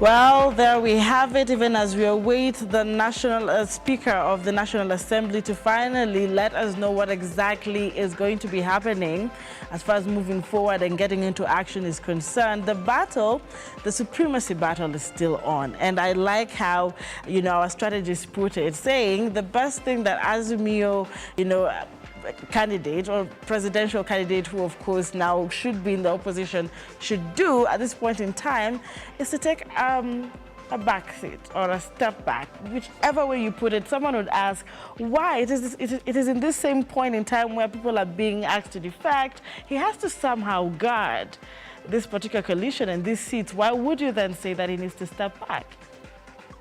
Coming into the election, we saw the Azimio leader, leading from the front. Yes. Right? And when we see how the election was carried out, and with all the rumors of there's people who were close to him who let him down, when we hear people like his chief agent coming and saying we were not ready, we were not prepared, at the time when the Supreme Court was still listening to their submissions and the various lawyers, for a chief agent to come and say we were not ready yet, within some of your submissions, you've come and say that, people are not being allowed to go into polling stations. Yes. So you see, that already tells the Supreme Court, if I was a judge and I got that information, I'll come and say, but, if your person is confessing that you are not ready and your people are not where they're supposed to be, how do you then come and say they were blocked? So with that happening, with, when we're talking about the ICT aspect and they're saying, we didn't feel much where the ICT was concerned, and yet we had bragged at some point that we have the best people taking care of our ICT. When you look at all those things, you find that there's a lot of fragmentation. I'm sorry to interject. They also brought in observations like power was, at one point, was with one person within that particular coalition, among other things. Exactly. Now, with all that, and the disappointment, like for instance, he was not there at the Supreme Court when they were giving their ruling. He was not there at the IBC when the announcements were made, and they did not go his way, but we felt it for him. We do not know how he felt at that particular point because he was not there. If he makes the mistake of being in the House, every time that they lose, we will see him and we'll see his face.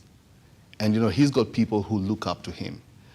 So now you can imagine how they will be looking and viewing him in light of every defeat that he has. Should that affect moving forward now? Yes, because if he's to be able to now come and make Azimio feel like it's going in one direction, yes, he needs to be able to lead. But you see, the best kind of power is silent power. You don't see that power. We always talk about the president, but we do not talk about the power behind the president, the actual power behind the president. Right? Because if you look at it, and this happens in every country, they always say, yes, you will see the president, but that's just the visual, the visual aspect of the power. But then the power behind the president, you might never get to know it. Like the president's advisors, the people who, if they tell him do not, he will not. The people who can actually make the president change his mind. Those are people who have got silent power, but they're extremely powerful because they can actually make the president do things that you and I could not tell the president to do, right? So if I was him, and we, in a way we saw the way Uhuru was quiet right through that period of time. I don't know why he was quiet right from the election period. We don't know why he was quiet. But when he came out and said, I will hand over power, people already saying, we're worried. We don't know whether he's going to hand over power. We don't know whether he's going to do this. Because he had already said he would not hand over power to a thief. Exactly. But see, with that silence, when he came, everyone was having anticipation. Yes. So anytime he showed up, people wanted to hear what he's going to say. Okay. But then if you're always out there, like now, if you remember the time, it was a kind of a joke, but the time for the COVID time. And every time people will wait to see the president and then look at what he's putting on. It's like, if he's got a plain shirt, it means it's good news. If it's a flowered shirt, we're in trouble. And you see, all those things then became jokes. All right. Right? For the prime minister, I would say, if he, former prime minister, if he is felt, he doesn't have to be seen. Okay. And I like when you said there's always a power behind the head of state. Now let's get into, even as we await to, even we'll come back to the supremacy battle in the House, there is a power in a cabinet. And there's no way we're talking about that power battle without touching Ruto's cabinet. He's yet to speak, of course, in the State House diary, doing a lot, including representing the state in the funeral of Queen Elizabeth II. But let's just get a glimpse of what's been making headlines, and let's hear what you have to say as a strategist and as far as all these things are concerned, because what makes up the cabinet might be actually the heart of how Ruto's regime then moves forward. Now, so far, the Kenyan president, William Ruto, is considering, that's what they say, appointing former Vice President Mudavadi, that is Musalia Mudavadi, as head of cabinet under a new power structure. People familiar with the matter said, and of course Musalia Mudavadi, who served as finance minister from 1993 to 1997 and later as vice president for 2 months thereabout in 2002, will be named what they call prime cabinet secretary, the equivalent of a non-executive premier. Now, that is according to people who are asked not to be identified. They actually said, we want to keep this because until Ruto then speaks, we cannot say that this is it. But in regards to this particular office, did not exist. Very powerful for that matter. What are we looking at? You know, with Mudavadi, I would say he's got what it takes in terms of experience for such an office. He's pretty much looked at himself as a presidential candidate. So if he believes that he could be the president, then I would say that that's a position that he could also be able to carry out. And, you know, much as we're saying this is happening now, I believe it's discussions that have been had from way beyond. Okay? Getting to know the way President Ruto actually operates, all the way to, you know, you might even find him sitting down with MCAs who are, you know, or MCA candidates who are from his party and saying, you know, look, we need to come to an agreement before we get to the ballot. Okay, so how do we work together? Okay, and so and I know of scenarios where that has happened, where you hear that, you know, oh, these people went and talked to, you know, to the KK candidate, and this is the agreement they had. And so looking at that right now is, number one, we'll be looking to see those agreements that were made. Yes. Okay, where you're told, you know, you step down, let this other person progress with this, then you're being either given something else or you're made, you know, promises have been made to you. The question now, and that's what we'll be waiting to see, is those promises, are they going to come to fruition? Okay, if you look at it, you have people like now you have the deputy president, who's going to always deputize for the president, but you have people who are also well abled. Okay, Wetangula has been given at least, you know, he as speaker, he knows he's comfortable there and he's going to be able to run the house. Now, what about Musalia? Because these are people who, when everyone else was saying, you know, this is not going to happen, and these guys are not going to make it, you know, we're facing, you know, whether we talk about the state machinery versus, or rather, state machinery plus the following of Raila, which is not small at all. Most people are saying this is definitely, you know, we're going to be whitewashed, but they stuck. And so for that, I will then be surprised to see, you know, rewards. And for those who, you know the president, he doesn't forget, and he rewards. He will actually, you know, keep to his word as long as you keep to your word as well. That's what we hear. All right. That's what we hear. So we are watching to see now, whatever promises were made, are they going to be kept? We get to see that really. Just to give a little more glimpse, Mudavadi is 61 and will be in charge of coordinating. Just look at this, actually. I'm looking at this office because it's going to be new. And he will be coordinating and supervising government ministries and state departments and oversee the implementation of key policies and projects. Now, Ruto, who was sworn in as president on September 13th, will create the position through an executive order. We do know that he's been very intentional about those orders, as the role doesn't exist under the Kenyan constitution, and the people, that's according to what the people said. And of course, politically, Mudavadi would rank third behind the president and deputy, of course, President Rigathi Gachagua within the ruling Kenya Kwanza Alliance. One of the people said, of course, we just had this randomly from those interviewed, by law, the National Assembly Speaker will still rank behind the Vice President. Mudavadi will be expected, therefore, to champion the Ruto's bottom-up economic model, which will channel government resources to industries that can create the most jobs, such as farming. And of course, just to look at this, Mudavadi, who holds a degree in land economics from the University of Nairobi, has previously served in the government as Minister for Information, Transport and Communication, as well as local government. I'm going to be giving you other people as well expected to be in Ruto's cabinet, but just to look at the bottom, you know, the bottom-up economic approach. Look, as we're speaking right now, you know, we have Kenyans asking, how do you feel now that the regime has begun? You know, people feeling more pinched than they would feel the cushion, saying the subsidy is coming in. It was a painkiller, so it's actually good to deal with the real issue. Was this the best step for Ruto's, you know, regime as a strategist? As far as subsidies are concerned, unga, you know, the unga flour hasn't gone down yet. Though there's still some Kenyans paying the high rocketed fuel prices as we see it and as we look at it. Was it very wise to begin with on this note for the region? I wouldn't talk about it being wise, because, you know, that depends on how people are looking at it, and Kenyans? Yes, Kenyans are looking at it, and what benefit is it to them. So I will say, you know, going into this, things like, you know, the subsidy, for very long we've been saying, you know, it doesn't make sense, it's not sustainable. And, you know, at the time that it's been stopped, you know, you've got to ask yourself, you know, why has it been stopped at this time? then you have to remember that the DP was actually part of government. So he has an understanding that we do not have. Okay. Right? He probably was in some of those meetings. So the question is, because as it is, the subsidy has been stopped, but then the petrol levy is still being levied, so we're still being taxed for it. Okay, so when we say that there's no money for the subsidy, where's that money going to? As it is, government has, I saw some stories, was it yesterday or the day before yesterday, where they're saying the Treasury only has about 93 million shillings. And of course, I'm believing you're also touching on some of the interviews that the Deputy President has been making appearances in. Yes, and you see now with that, you're asking yourself, how is government going to run? Yes. So I would understand where he comes and says, is a subsidy, is it really helping? We've heard that, there are quite a number of small-scale petrol stations, and, petrol station owners had to shut down because they could not be able to run during this particular period. But yet there's about, say, the 5 that, has made billions.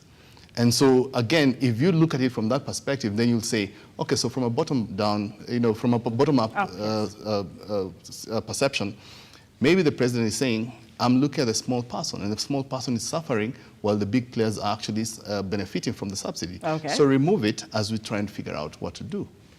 And that's essentially, when you look at it from the courts, there's been crazy backlogs. And so what did he do? He went and appointed the judges, or rather got the judges put into place so that they can start working. In terms of agriculture, we've had an issue the whole year. We've been talking about agriculture. And so again, that is something that is top of mind for people. So you'll find that he's actually touched on the things that really, really concern people. And so now we want to see if that's what he's decided to take on, especially in these first 100 days. We want to see what's he going to do. Education as well. Yes. He said, he said by December, right, by the time the new term comes in, they will have come up with solutions. So, so when you look at it, he's very deliberate in the things that he's tackling. He's tackling the things that are absent and forward. Because I believe in an interview I said, the key thing, the main thing that he needs to look at is agriculture, because that's the mainstay of this country. That is really, if you ask me, the solution for how we get to generate revenue and to bring the cost of living down. Then besides that, he needs to look at corruption. Okay, and if you look at the 4 areas when you talk about from agriculture, when you talk about the fuel subsidies, when you talk about education, these are places where there's corruption has been rife. So if he tackles those, I think we might just see a difference, a turn, and hopefully our lives will be a bit easier. I like that the things he has in place are people-based, and I like that. But of course, most people, every time we go to the ballot, you have great policies, you have great manifestos, you have great dreams for this country. But who surrounds you? Like you said, the silent power. So when you're looking at the cabinet and this particular supremacy battle, I think this force might need to actually help us understand if Ruto's manifesto and vision is going to work for the country. The people who are going to be closer to him. And I like that you mentioned, first you mentioned that it's very, very important to acknowledge that there is a silent power. Now I'm going to go back to the cabinet and bring out a few names for you. By elections loom, by the way, as Ruto is lining up his cabinet. Of course, right now he's on the status diary, but we're looking at Ndindi Nyoro, who is the member of parliament for Kiharu, who could be appointed minister. Strategically, if you were to think which ministerial level or appointment you'd be given, I don't know what you're already thinking about. We're looking at Moses Wetangula, you mentioned earlier on, who was really strategically placed where he is at. And all these by-elections would be coming in. We're seeing names like Aden Duale popping up, who is member of parliament for Garissa Township, also eyeing the cabinet. Among others, we're seeing Kipchumba Murkomen, Elgeyo Marakwet, senator, who could also be minister. Now, besides the by-elections, we're looking at some very powerful allies to the deputy president. Now, just to bring that to you, watching back at home, what your thoughts are on that same, makeover. But let's go back now to the battle of supremacy. We're trying to touch on as many things, as much as we can on as far as control is concerned. Now, I want to bring in a scenario here. In a scenario where the Azimio gets the majority and control the House committee, what kind of government are we likely, therefore, to see? And why is it that an inspiration, for Ruto to get as much support and control in the House? We're looking at a scenario that Azimio becomes the majority. Would there be quite a House there, a government to even go further? It will be quite interesting because I mean, we've already seen that, President Ruto is quite the negotiator, and he's got quite a number of negotiators on his team. Yes. All right. So if Azimio get to have the majority, and if you really look at it as strategists, I hope they do. And I think I saw somewhere where, President Ruto was saying, we do not want to have a handshake. We want the opposition to be able to hold us accountable. Right? So he understands. He's seeing the numbers. He sees where they are. He knows that if it stays the way it was at 170 versus 170 something versus 162, already Azimio has the numbers. Does he really? When he spoke just the other day, he said, in fact, in his own words, our friends, the Azimio coalition, know they are the minority. He actually said that. I don't think he's really seeing the numbers. You need to look at a bigger picture, because when you're listening to that, and mostly when most Kenyans are listening to that, they're looking at body numbers, right? Yes. But I'm looking at mindsets. Okay. For President Ruto, they have already profiled each and every member of Azimio, and they know if we wanted to do one thing, we need to tackle it in this way. This is how we're going to approach certain persons, okay? And with politics, I don't have to stand there and say I'm voting for this. I just need to be out of the house. Okay, so for instance, if let's say they came to a vote, and some people were actually convinced not to be in the house, it could come down to 162, because he could tell his people, make sure all of you are there. And on this side, he say, whatever you do, don't be in the house. I don't need you to be there to vote. I just need you not to be there. Then I will find out, if it's 162, I just need to get 2 independents, and I've got a majority. Strategy. Correct. This is getting even more complex than we thought. And really, it is a power, what do you call it, number games. It's the moment he's saying, they're the minority, he's not just looking at the people, he's looking at all the resources at his disposal and how he's going to be able to, to do some of these things. Because, for instance, yes, I can be, let's say, a member of parliament on the other side, and I'll be told, by the way, instead of being on that side, yes, I want to appoint you as an ambassador. There we go. And depending on, you see, because I know these people are being profiled, so depending on what I've wanted as a person. Now, for instance, if you have wanted to, to maybe work outside the country and live outside the country, but you're in politics and you've got, you're a member of parliament, then all of a sudden you're being told, now we're giving you an opportunity to actually pursue your dream. Most people will pursue their dream, because the question is your dream really to serve the people? Now, if I know that your dream is not really to serve the people, you're just doing this as a means to an end, and then I have the opportunity to give you your dream, yes, or an opportunity to help you pursue your dream, and I need you to do that so that I can be able to get what I want, I will offer that to you, and chances are you're going to take it. And now what I'm looking at here is, you've seen beyond the physical, there is a mindset. So we're looking at an even deeper game here, politically, and even in terms of power and supremacy. There is the aspect of mindset. All right, you were just about to close this, but I want to look at what mindset the president has as well in terms of international relations. As we're seeing right now, Deputy President Rigathi Gachagua has been left in charge, but we're not going to put our attention on that right now. Let's see what strategy Ruto is putting in place in terms of power as far as international relations are concerned. Already we are seeing him on a status diary. Very important is over 500 heads of states are already actually there in the UK to, of course, attend the funeral of the late Queen Elizabeth II, but Ruto is in as well.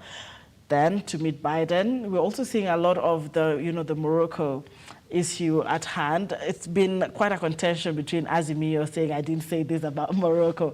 This is not what it is, and it's very important for Kenyans to actually have this kind of ties. What do you think is Ruto's strategy at this point in time as far as strengthening these relations are concerned, if you'd like to pick the specifics that we're actually seeing right now? All right, we'll go back to Morocco. Yes. It's not by accident that I never get it. The SDR, the leader, was in the country. Yes, he was. Okay. For the inauguration. Exactly. It wasn't by accident. We do not know how he got here. We don't know who invited him, right? Because I know it most likely might not be that, he said, I want to come. He was invited. Okay? And then, was it same day, I think? Same day or the next day is when, again, now, actually it was the next day, when, the the leader from Morocco had actually sent a delegation. Then soon after that, we are being told that now Kenya is severing ties with this particular organization and recognizing the Moroccan government. That in its way, if you look at behind that, what's behind that? When you look at the countries that are supporting either Morocco or that side, you begin to appreciate the importance of that particular happening. Okay. We don't know whether it could have been strategic, again, because if let's say President Ruto had something to do with it, he says, you know what, bring these guys. We know the king is not coming, so bring this guy, let him come, okay? And then now, soon after that, obviously, Morocco will be like, if this person is being recognized from get-go and is there to shake the hand of the incoming president, that means they could go into agreements. So I need to send someone to go and counter with a message. We have an idea of the message, the generic message. We do not know the hidden message that was also sent, maybe. All right. And soon after that, when when Kenya comes and says, okay, we're backing out of this, both sides are like, okay, so what's going on? What's Kenya's decision on this? The international community, all the way to the UN, because they are all looking at what's happening in Morocco, right? So everybody's on toes and like, okay, so what side is Kenya really on? Because it's invited one person and saying it recognizes this other person and what they are. So, and given the role of Kenya as a mediator in the region as well, which is, with all that, President Uhuru was given a job. Essentially, that was his job, the job he's supposed to be doing now. The former president has been given that job. So all this was happening at the same time. All right. The international community, I'm sure, is looking, and now, when they're heading to the UK and then to meet the American president, we never know. Maybe that could also have been the thing that has made it necessary, because I do not think we've had a president, I don't even remember any leader globally who's been able to be, get into power and gone to visit the American president like almost immediately. Could it be that, with how he started from day one, he's put the whole world on notice? All right. Could it be that President Ruto is putting the whole world on notice? We find out more even in our subsequent discussions, but for this one, I like how we put it. We touched on quite a number of things now. We are terming that the political status quo, but still yet to come. What do you see happening even after we settle on this power supremacy battle? For Azimio now, most things coming up like, hey, you guys are not, not a coalition, you are a party. Many things coming out. Once this settles, what are you looking at as, in terms of flow of government as far as opposition and the government is concerned? Like you said, Raila's going to probably take a step back. He also landed a new job. The outgoing now former President Uhuru Kenyatta has also been mandated by the new government to chair quite a number of meetings and boards. What are we looking at, even as we conclude, in terms of moving forward when the power supremacy battle settles? As we wrap up, really, in your own way. Yeah, understanding Ruto the way he is, President Ruto the way he is, he's already looking at the next election, and not in a way that he's going to be political about this period of time, because through the years how we've gotten to elect our leaders has been political. In terms of even the Wanjiku, it's always been political, because I'm convincing you and telling you I'll do this for you, and I'm giving you handouts and all that. Okay, but understanding the president, you understand that he is in a place where he wants to do things differently. He got into power very differently. First time that you're going for the seat for the first time, you're looking at you're actually coming up against state machinery. And the way he went about it, I would like to believe, and I'm hoping that this is going to be the way he's going to go. Okay. He's going to want to get a second term based on his deliverables. All right. Right. If it's politics, it's always going to be a 50-50. But if he is able to turn around the economy, if he's able to put more money into the hands of Kenyans, if he's able to help the farmers, and every other industry, if he's able to come up with solutions to the education sector, his chances of getting a second term are almost guaranteed. All right. Right? So he needs to be able to forget about the politics and focus on delivering. And the more he delivers, the more he's going to convince Kenyans, because Kenyans will get to that point after 5 years and they'll say, this thing is working. We're at a better place than we've been before. All right. Why should we change? And not forgetting, he also served 10 years, 2 terms as deputy president.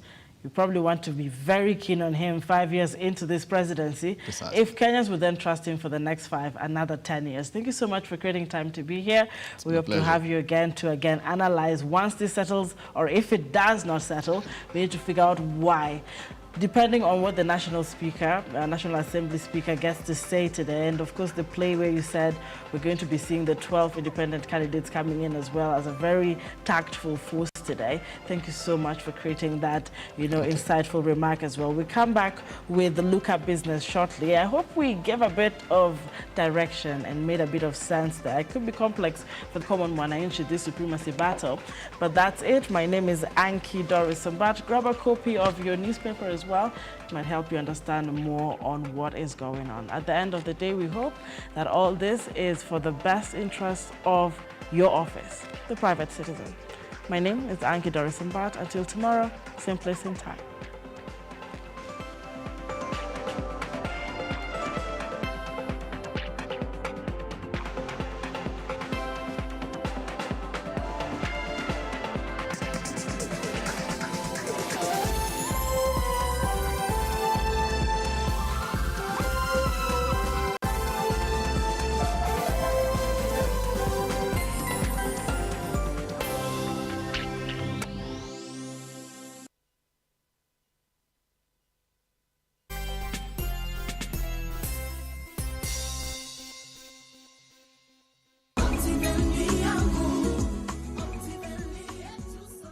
Hi there, good morning, good afternoon, good evening from wherever you're watching us from. My name is Maki Wambogo, Sales Manager, Optiven Real Estate, and I'm here at our head office, Absa Towers, located at Reuters Street.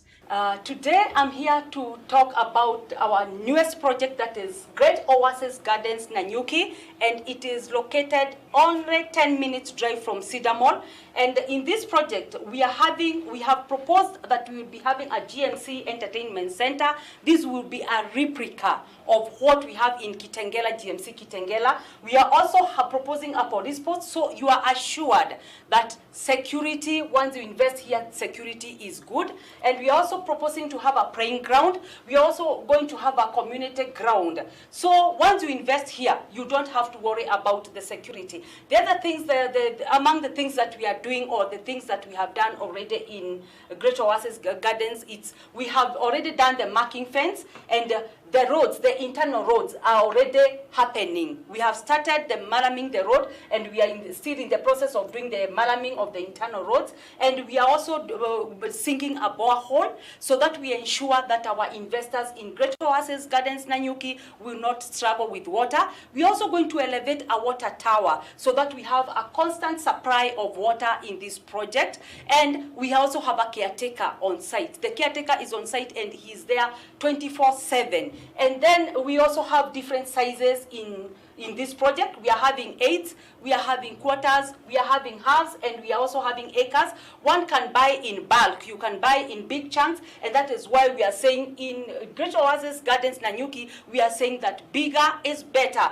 In this project, what you can invest in, you can invest in private schools, you can also do holiday homes, whereby you can do Airbnb, you can also do holiday homes and then you start renting, and you can also build houses and sell. You can also do apartments in this area. You can also do supermarkets. You can also build a mall and then you start renting. There is so much that you can do in this project because it is not controlled development. We are also located along Nanyuki Rumuruti Road, and this road is being proposed to be tarmacked by the government. So coming from Nanyuki or coming from wherever you be coming from, it will be very easy to access the project because it is touching the Nanyuki Rumuruti Road, which is going to be tarmacked by the government. My number is +254 722 355-107. Do not be left behind. Call that number. I will work with you.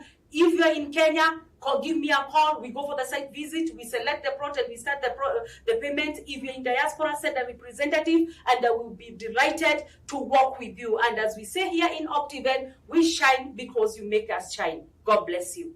Thank you.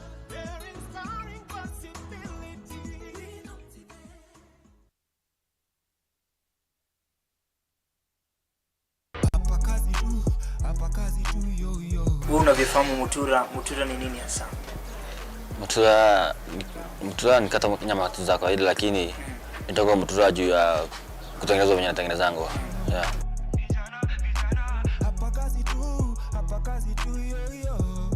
Mutura ni intestine ikiwa imeshikanishwa na meat.